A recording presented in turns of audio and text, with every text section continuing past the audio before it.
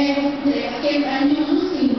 Passei a vida inteira internada, porque eu tive um impedimento diabética, né? Que vomitar demais, né? Tive que pegar a ambular, veio a ambular, quase morri.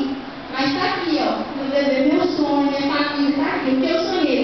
Tenho minha casa, não moro com minha mãe, tenho minha independência, tenho minha casa, tenho meus móveis, tenho do meu jeito que eu sempre sonhei, tá lá. Entendeu? Mas quem me deu tudo isso foi Deus. Deus me deu tudo isso. Tem lá as minhas roupas, os neném, não comprei nada para meu filho, tudo foi ganhado. Nada, entendeu? Então eu danço na cadeira de rodas, hoje não dá para dançar, para mostrar para vocês, mas eu também danço. Eu prego na igreja, entendeu? Viajo aí, no final do ano eu vou passar as férias lá na beira da praia, 30 dias, entendeu?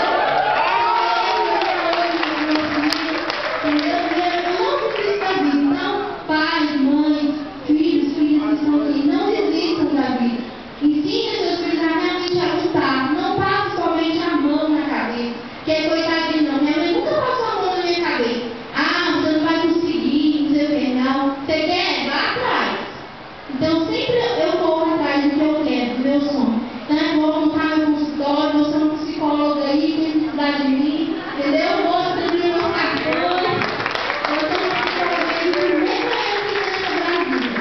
Amém? Amém, amiga, assim seja.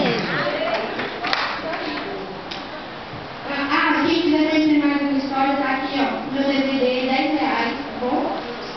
Estavam nos ajudando.